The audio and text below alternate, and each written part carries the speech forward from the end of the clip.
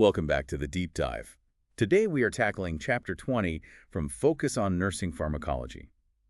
We're going deep on anxiolytic and hypnotic agents, that really critical class of drugs that depress the central nervous system. Exactly. And our mission here is to really cut through the dense clinical data and pull out what you actually need to know. We need to define these drugs, understand how the major classes, the benzodiazepines and barbiturates actually work. And more importantly, distill those key safety alerts, the nursing considerations that turn just, information into safe patient care. Absolutely. When you're talking about medications that are controlling things like sleep, anxiety, the margin for error is just so small. It really is. You have to know the names, of course, but also the crucial safety points, especially around metabolism and interactions. So to start, let's frame the conditions we're even talking about. These drugs treat really three main states. Okay, so first up is anxiety. Right. Anxiety, that feeling of tension, of fear well, when it's severe, it can stop someone from doing even basic things. Right. And then comes sedation. Sedation is a loss of awareness, a loss of reaction to what's going on around you. It can be calming, but it brings that drowsiness with it. Which might be what you want for a really restless patient. It could be. And then, if you push that sedation to its extreme, you get hypnosis. So that's deep CNS depression, really designed to induce sleep. We're talking about acting on the reticular activating system, the RAS. Exactly. Hypnotics act to block the brain's ability to even respond to outside stimuli. So if you think of your brain as having like a volume dial. Yeah, that's a great way to put it. Anxiolytics are turning down the volume on fear. Sedatives turn down the overall awareness. And hypnotics are just hitting the mute button. That's it. And historically, a lot of the older drugs, they did all three of these things just by upping the dose. The only difference was how much you took. Okay, so let's get into the modern solution, the most frequently used class today, the benzodiazepines. Why did these become the standard? Well, because they manage anxiety without that really heavy sedation, and they have a much lower risk of physical dependence compared to the older drugs. And their mechanism is it's much more Oh, targeted, right? beautifully targeted. They work in the limbic system and the RAS, but they don't work alone. They boost the effect of a natural compound in your brain. GABA.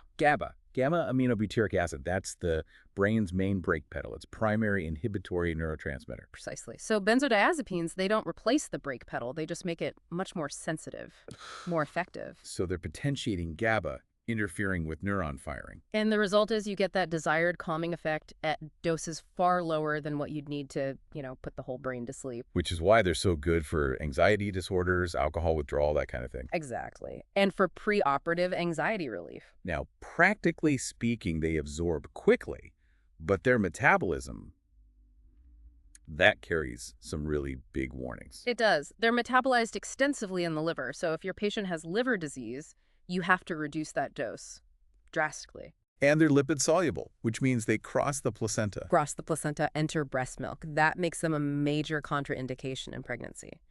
We see associations with things like cleft lip or cardiac defects. And this brings us to the big one, Yeah. the one you absolutely cannot miss, the black box warning. Yes. If you use benzodiazepines at the same time as opioids, the risk of profound sedation, respiratory depression, coma, and even death, it skyrockets. It's non-negotiable. You have to use extreme caution. And we also have to talk about a vital cultural consideration here. The source material points out that up to 20% of African American patients have a genetic predisposition to metabolize these drugs more slowly. Okay, so delayed metabolism. What does that mean for the patient in the chair? It means the drug hangs around longer. A standard dose can act like a much higher dose, increasing the risk for really severe adverse effects. Over sedation, Well, the takeaway is, you have to start with the absolute smallest possible dose. yeah, And you monitor them meticulously, especially in that first week. This is what individualized care really looks like. when we look at the adverse effects, beyond the drowsiness you'd expect, there's this really serious warning about complex behaviors. They mention sleep driving. Yeah, sleep driving, making food, having conversations, things the patient has zero memory of later. It's a kind of dissociative state. It's a severe adverse effect. And of course, you can't just stop them cold turkey. No, abrupt cessation is dangerous. It can trigger a withdrawal syndrome, nausea, vertigo, and even seizures. The prototype here is diazepam, or Valium. It's known for that incredibly long half-life, right?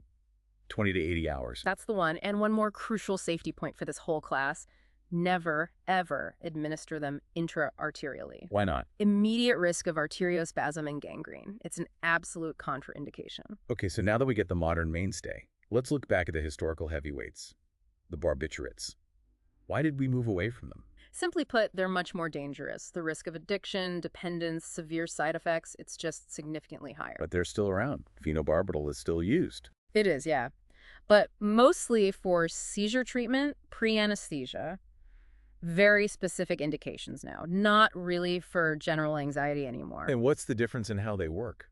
Well, while benzos potentiate GABA, barbiturates are just general CNS depressants. They work broadly, inhibiting the RAS, depressing the cerebral cortex. So they don't just tune the brain down, they shut the whole system down. That's a good way to see it. It's a much blunter instrument. And that lets them cause everything from mild sedation all the way up to a deep coma. But the most critical difference, the thing that every nurse needs to understand, is what they do to the liver. Let's talk about enzyme induction. This is a huge synthesis point for you. Barbiturates are notorious for inducing the liver's enzyme systems. So they speed up the process of breaking down drugs. They put it into overdrive. Think of those enzymes as a cleanup crew. Barbiturates don't just call in the crew, they hire 100 extra workers, and those workers start clearing out everything. Not just the barbiturate itself. No, everything that's metabolized by that system. So if your patient is on, say, oral contraceptives. The barbiturate speeds up the birth control's destruction. And you can get contraceptive failure. Same thing for drugs like digoxin or anticoagulants. Their effectiveness just plummets. It's a fundamental difference from the benzos, which don't cause this. I mean, adverse effects are severe. Respiratory depression, laryngospasm. And potentially fatal hypersensitivity reactions like Stevens-Johnson syndrome. And that same warning applies here.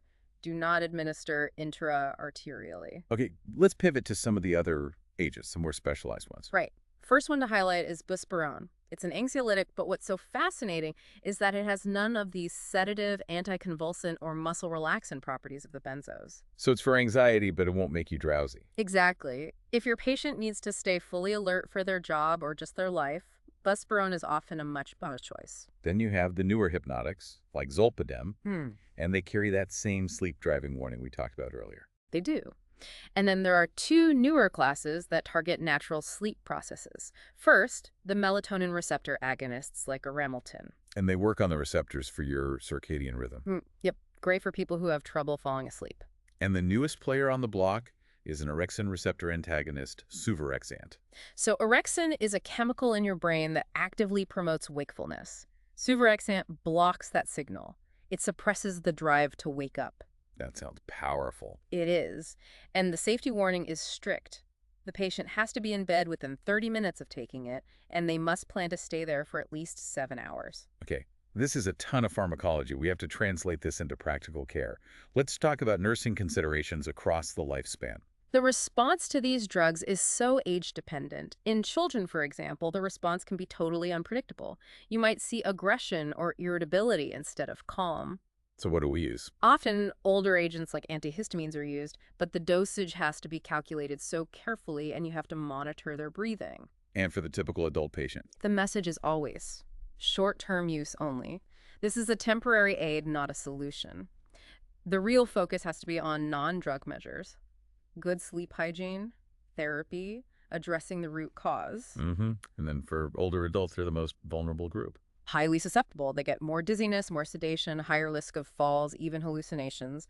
The dose has to be reduced, and you have to monitor their baseline liver and renal function. Safety is it's paramount. Let's go back to something you said earlier, the danger of rapid 5E administration. Why is that so risky? Because the effects are almost immediate.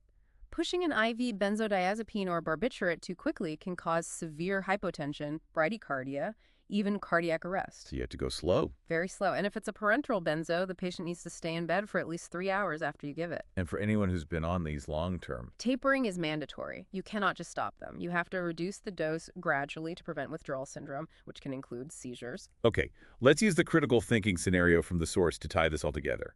PP, a 43-year-old dealing with stress, is prescribed diazepam. What's the lesson there? Her case really highlights that the drug is only one piece of the puzzle. The diazepam gives her immediate relief. It's like a splint for a crisis. But it's not fixing the underlying problem. Not at all. The core issues need non-drug interventions. Counseling, support groups, new coping mechanisms. If we just give the pill without that support, we are failing the patient. So, to wrap up, here are the essential takeaways for you. Benzodiazepines potentiate GABA. They make the brain's brake pedal stronger. But that combination with opioids is a deadly black box warning. And barbiturates are those broad CNS depressants, infamous for inducing liver enzymes, which can make other crucial drugs like birth control completely ineffective. And remember that this knowledge has to be individualized. Understanding things like enzyme induction or that delayed genetic metabolism in some African American patients, that is what elevates your care. It's what takes you from just following an order to providing truly personalized, safe, and effective interventions. Always be curious about the why behind drug metabolism and how those little individual differences can change absolutely everything. We hope this deep dive has given you the clarity you need for this very challenging part of pharmacology. We'll see you next time.